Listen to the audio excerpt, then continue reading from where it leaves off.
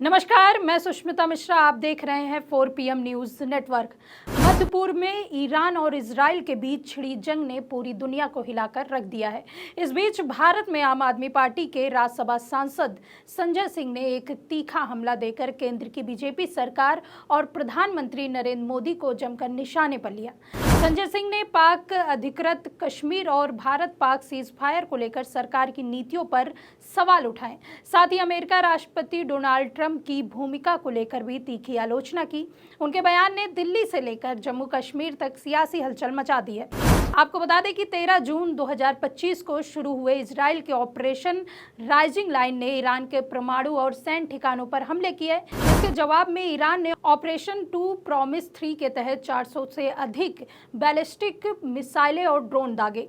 इस युद्ध ने मध्य पूर्व को अस्थिरता की आग में झोंक दिया, जिसमें 24 लोगों की मौत, 804 लोग घायल हुए और हजारों विस्थापित हो गए। वैश्विक बाजारों में हड़कंप मच गया। तेल की कीमतें 10% से अधिक उछल गई और भारत जैसे देशों में इसका असर देखने को मिला।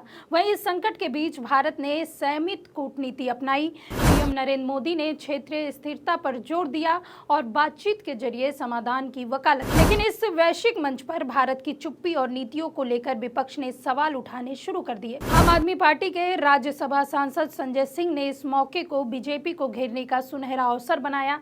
आपको बता दें कि संजय सिंह ने एक प्रेस कॉन्फ्रेंस में कहा कि जब पूरी दुनिया ईरान इजराइल जंग की आग में जल रही है, तब भारत के पास पीओके को वापस लेने का सुनहरा मौका था। लेकिन बीजेपी सरकार ने अमेरिकी दबाव में आकर ऑपरेशन सिंदूर को आधे अधूरे में रोक दिया।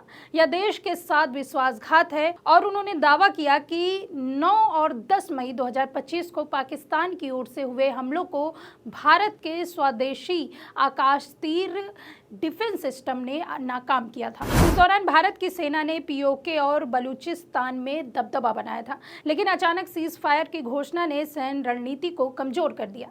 संजय सिंह ने सवाल उठाया कि आखिर किसके दबाव में ये सीज फायर हुआ? क्या पीएम मोदी ने ट्रंप के इशारे पर देश हित को ताक में रख दिया? वहीं संजय सिंह ने डोनाल्ड ट्रंप को भी नहीं छोड़ा। उन्होंने कहा कि ट्रंप एक तरफ ईरान को धमकियां दे रहे हैं, दूसरी तरफ पाकिस्तान को महान देश कहकर कश्मीर पर मध्यस्थता की बात करते हैं और हमारी सरकार चुपचाप तमाशा देख रही है।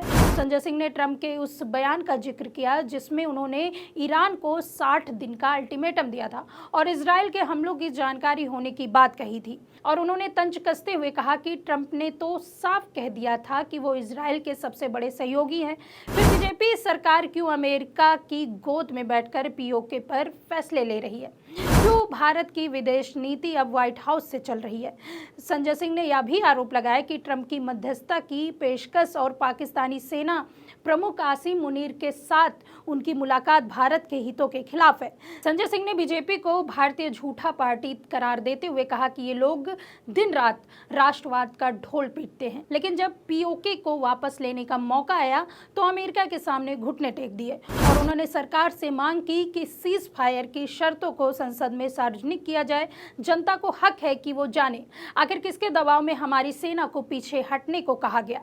बता दें कि संजय सिंह ने बीजेपी की विदेश नीति को भी कटघरे में खड़ा किया और उन्होंने कहा कि ईरान भारत का पुराना दोस्त है। जब इजराइल ने ईरान पर हमला किया तो भारत ने चुप्पी साध ली। सोनिया गांधी ने सही कहा था कि भारत की चुप्पी चिंताजनक है, लेकिन बीजेपी को तो बस अमेरिका की जी हजूरी करनी है।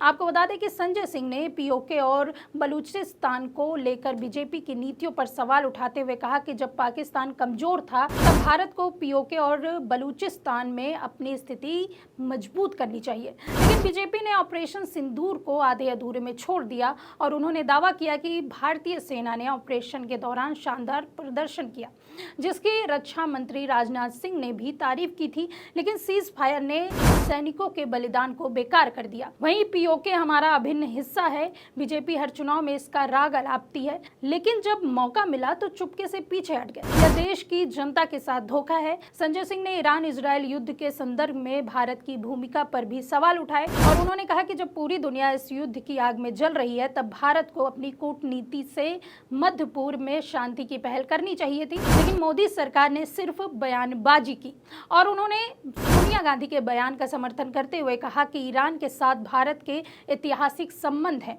और इस संकट में भारत को मजबूत रहकर दोनों पक्षों से बातचीत करनी चाहिए। उन्होंने यह भी आरोप लगाया कि बीजेपी की विदेश नीति अमेरिका और इजराइल के इशारों पर चल रही है। जब इजराइल ने ईरान पर हमला किया तो ट्रंप ने तुरंत इसे उत्तम बताया, लेकिन भारत ने कोई ठोस रुख नहीं अपनाया। क्या अब हमारी सरकार अब वाशिंगटन से ऑर्डर ले रही है? बता दें कि आप बीजेपी को राष्ट्रीय सुरक्षा और विदेश नीति पर घेरने की कोशिश कर रही है। वहीं बीजेपी के लोग कहते हैं कि वो राष्ट्रवादी हैं, लेकिन जब पीओके और बलूचिस्तान का मौका आया तो अमेरिका के सामने नतमस्तक हो गए। संजय सिंह ने कांग्रेस की सोनिया गांधी के बयान का समर्थन करते हुए कहा कि सोनिया गांधी जी ने बिल्कुल सही कहा कि ईरान हमारा पुराना दोस्त है। भारत की चुप्पी चिंताजनक है, लेकिन बीजेपी को तो बस ट्रंप की तारीफ करनी है। और उन्होंने यह भी कहा कि विपक्ष इस मुद्दे पर एकजुट है और बीजेपी की नीतियों का पर्दाफाश करेगी। ट्रंप की भूमिका इस पूरे विवाद में अहम रही है। उन्होंने ईरान को धमकियां दी और इजराइल के हमले का समर्थन किया। ट्रंप ने यह भी दावा किया कि उनके पास ईरान के सर्वोच्च नेता खेमनई की लोकेशन की जानकारी है। संजय सिंह ने इसे अमेरिकी दादागिरी करार देते हुए कहा कि ट्रंप चाहते हैं कि पूरी दुनिया उनके इशारे पर नाचे, लेकिन भारत को अपनी संप्रभुता पर ध्यान रखना चाहिए। आपको बता दें कि संजय सिंह का यह बयान न केवल बीजेपी को राष्ट्रीय सुरक्षा और विदेश नीति पर घेरता है, बल्कि पीओके और सीज फायर और अमेरिका की भूमिका को लेकर उनके सवालों ने बीजेपी को बैकफुट पर ला दिया है। क्या बीजेपी इन सवालों का जवाब दे पाएगी या आपकी यह रणनीति दिल्ली की जनता को प्रभावित करेगी? यह आने वाला समय ही तय करेगा। इस खबर में फिलहाल इतना ही। ऐसी ही तमाम राजनीतिक खबरों के लिए बने रहिए 4PM न्यूज़ नेटवर्क में। मैं सुष्मिता, नमस्कार।